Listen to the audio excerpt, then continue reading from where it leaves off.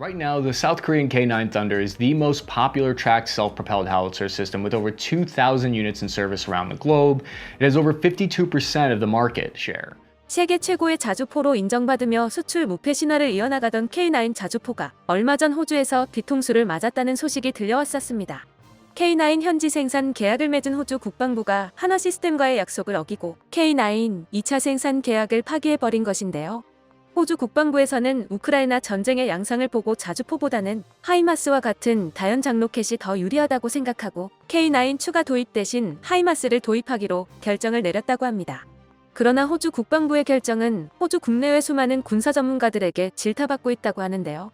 호주의 군사 언론 APDR에서는 DSR이 한국을 모욕하고 호주의 국방 산업에 피해를 주고 있다고 강력하게 비판하는 기사를 보도했습니다. 또한 우크라이나 전쟁에서 하이마스의 화려한 전적 뒤에는 K9과 같은 155mm 자주포들이 있었고 이 자주포야말로 우크라이나 군이 러시아를 상대로 분전할 수 있었던 핵심 요소라고 말하며 K9 도입을 축소한 결정을 비판했습니다. APDR의 주장처럼 호주 국방부의 결정과는 반대로 오히려 궤도형 자주포인 K9의 몸값이 올라가고 있는 것이 현실입니다. 눈에 띄는 화려한 전적을 올리는 것은 하이마스이지만 러시아군의 인해 전술을 막아낸 1등 공신은 크렛, 판처하우비츠 2000과 같은 자주포들이었습니다. 오히려 하이마스는 최근 탄약이 고갈되어 제대로 된 전적을 올리지 못하고 있는 상황이죠. 그리고 얼마 전 이라크전 참전 경험을 가진 군사 전문 유튜버 크리스 캐피가 한국 포병이 세계 최강인 이유라는 제목의 영상에서 하버드대 출신의 아르만도 두아르테 갈란 교수의 자문을 받아 한국의 K9 자주포가 얼마나 뛰어난 포병 시스템인지를 분석해 큰 화제가 되고 있는데요. 그 내용을 함께 살펴보도록 하겠습니다. The 155mm K9 Thunder is combat proven against North Korea. Today, it's an extremely successful vehicle with over 1,700 having been produced. Each one costs about $2.9 million per unit, so you can almost trade one in for the cost of a single home in America. The K9 has many of the same capabilities that were originally supposed to be in the United States prototype XM2001 Crusader, but that $11 billion program in the United States was canceled. With its autoloader and new fire control system, it has an insanely high rate of fire for artillery, 10 rounds per minute. That's 4 rounds faster per minute than the old technology.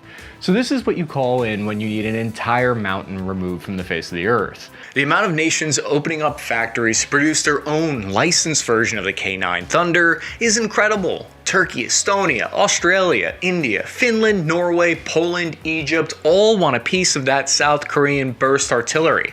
현재 K9 자주포를 운용하고 있는 국가는 대한민국을 포함하여 총 8개국입니다.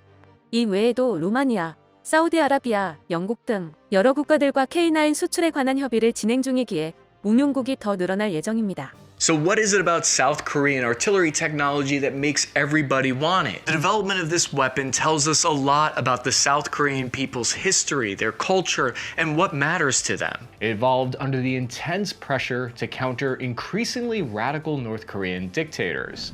The origins of the K9 Thunder are actually closely tied to the Korean War. This weapon really could only ever evolve from a country that has technically been in a state of war for the past 70 years, while literally staring down thousands of artillery barrels along a 160-mile front line in the world's most heavily fortified border, the Korean Demilitarized Zone.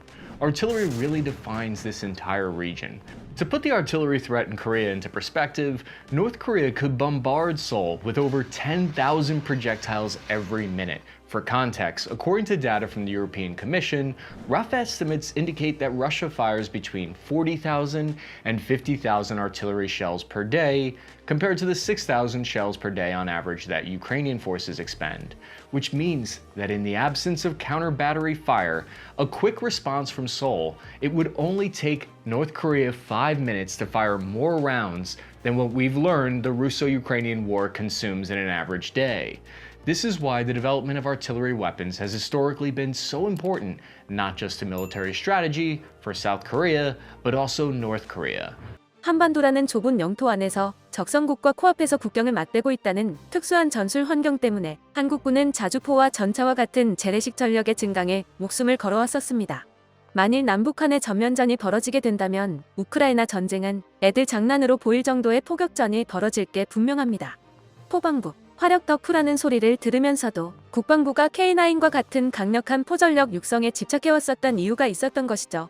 But the K9 had its share of problems during development. You see, the long 52 caliber barrel turned out to be more difficult to balance than the older K55 it was supposed to improve upon. And the mechanism used to fix the problem made the hydraulic generators sound so loud that the crew would rather cover their ears than aim the gun. So a group of small folks from the ADD and Seoul National University of Science and Technology had to work out a fancy math model to fix the problem without having to change the design entirely. In 1993, the system was designed to be able to outrange any future North Korean artillery system with a maximum effective range of 25 miles or 40 kilometers with standard ammunition, and up to 31 miles or 50 kilometers with special extended range munitions. One of the most important aspects is the armor. The Mil-12 560H armor on the K9 is unique to Korea. It's actually made by their Korean POSCO Iron and Steel Company. Only their domestic version gets this special steel. You may have never heard of POSCO, but in 2010, they were actually the world's largest steel manufacturing company by market value, and they were named the entire world's 146th largest corporation by Fortune Global 500. Since this was domestically developed armor steel plates that were being used for the first time, the South Korean military researchers decided to produce and compare both imported and domestic materials to reduce the risk. US researchers verified that the South Korean steel plates perform better than imported armor plates. 영상에서 말했던 것처럼 한국이 K9이라는 걸출한 자주포를 완성할 수 있었던 배경에는 학술적, 산업적 기반이 충분히 갖춰져 있었기에 가능했던 일인데요. 한국 전쟁 직후 국가의 재건에 나선 대한민국이 가장 먼저 복구했던 것 중 하나가 바로 대학이었습니다.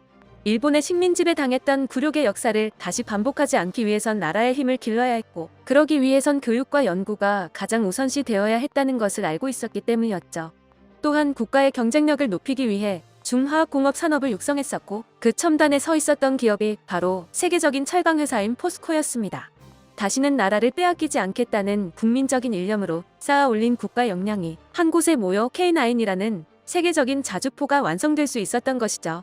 또한 K9 자주포는 우리 국산 무기 중 실전을 통해 검증된 몇 안 되는 무기이기도 한데요. It wouldn't be too long until the K9 Thunder saw its first combat during the surprise bombardment by North Korea in November 2010. The 7th Artillery Republic of Korea Marine Corps were given orders to counterattack. 3 of their 4 K9 vehicles were hit during the surprise initial salvo from North Korea. It damaged internal parts and triggered an explosion in one vehicle. No casualties were suffered. They were able to successfully return counterfire, and it's a miracle that World War III didn't start from this. 지난 2010년 연평도 포격전 당시 북한의 선제 공격에 장병 2명과 민간인 2명이 안타까운 목숨을 잃어야 했습니다. 하지만 K9에 탑승해 있었던 병사들은 K9의 우수한 방호력에 의존하여 무사히 대피할 수 있었고, 곧바로 반격에 나서 북한군의 기지를 향해 대포병 사격을 실시했었습니다. 이 사건으로 우리 군이 북한의 기습에도 굴하지 않고 반격에 나설 수 있는 역량을 갖추고 있다는 것과 K9 자주포의 실전 성능이 증명됐었습니다. Important but often overlooked features of the self-propelled artillery vehicle that you can probably guess. Its MBC ability, the ability to protect and pressurize the interior of the hull to be safe from chemical weapons. 또한 세계에서 세 번째로 많은 화학무기를 보유하고 있는 북한군을 상대해야 하는 만큼 K9 자주포는 고도의 화생 방전 보호 능력을 갖추고 있습니다. 하지만 자주포의 탄약이 떨어져 재보급을 받아야 하는 경우 승무원이 화학무기에 노출될 수밖에 없을 텐데요. 이러한 문제를 한국은 기발한 방법으로 해결했습니다. So what happens if the K9 spends its 48 shells and runs out of ammo during a chemical attack? Does the lowest enlisted private have to run back through the gas into the rear and reload? No, the K-10 armored ammunition resupply vehicle was designed to meet the demands of modern warfare by providing efficient and automated ammunition support. With a shared chassis, power pack, and suspension, the K-10 ensures seamless logistical support and tactical coordination with the K-9. The K-10 is rated to automatically transfer over 70,000 units of ammunition at a rate of 12 rounds per minute, and it's compatible with various types of ammunition. It even allows for selection of specific projectiles and charging the required types of shells even in darkness. It basically just hooks up to the K9 and sends the shells through without having to get out of the vehicle. K9을 수입하면서 K10 탄약 장갑차를 도입하지 않는 나라들도 있지만 한번 K10을 써본 나라들은 반드시 추가 주문을 할 정도로 전술적 효용성을 인정받으며 K9 포병 시스템의 강력한 장점으로 여겨지고 있습니다. Right now, the South Korean K9 Thunder is the most popular tracked self-propelled howitzer system with over 2,000 units in service around the globe. It has over 52% of the market share. 지금까지 K9이 왜 세계에서 가장 사랑받는 자주포인지 그 이유에 대해 알아보았습니다. 개발 과정에서부터 국가의 수호를 위해 설계된 무기체계이기에 오늘날 세계 최고의 자주포가 될 수 있었던 것 같은데요.